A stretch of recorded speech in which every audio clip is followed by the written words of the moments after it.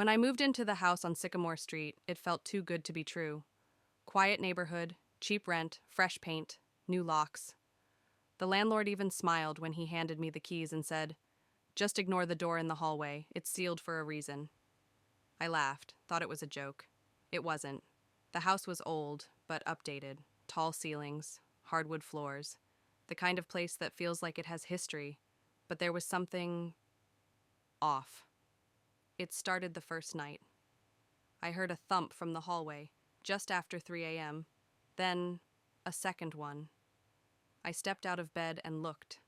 There was a door I hadn't noticed before, halfway down the hallway. Not quite hidden, but not exactly obvious either. It had no handle, just a keyhole, rusted over. The edges were sealed shut with thick, uneven layers of paint, like someone had tried hard to keep it closed. The next morning, I asked the landlord about it again. He said, "Don't try to open it. It doesn't go anywhere anymore." That stuck with me. Anymore. That night, the thumps came back, louder, more frequent, and then I heard breathing, right on the other side of the door. I pressed my ear against it, my skin cold, my breath held, and I swear I heard someone whisper, "It's still mine." I stepped back. The air in the hallway had turned ice cold. I went to bed with the lights on. Over the next week, things got worse. I'd find muddy footprints in the hallway, small, barefoot, always ending at the sealed door.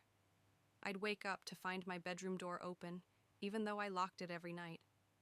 Once I came home and all the kitchen drawers were open, every single one, and through it all, that whisper, "It's still mine." I bought tools, crowbar, screwdriver. I told myself I was going to open that door, get to the bottom of it.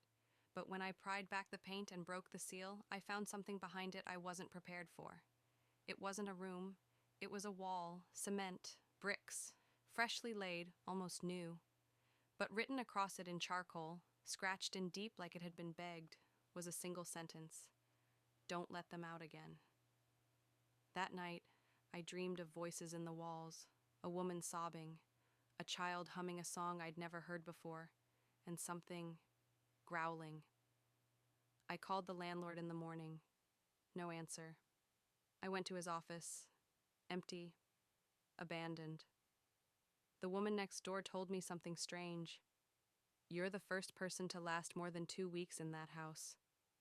They usually leave after they see the child in the hallway." I haven't seen a child.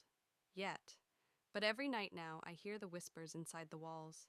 They're not asking anymore. They're begging.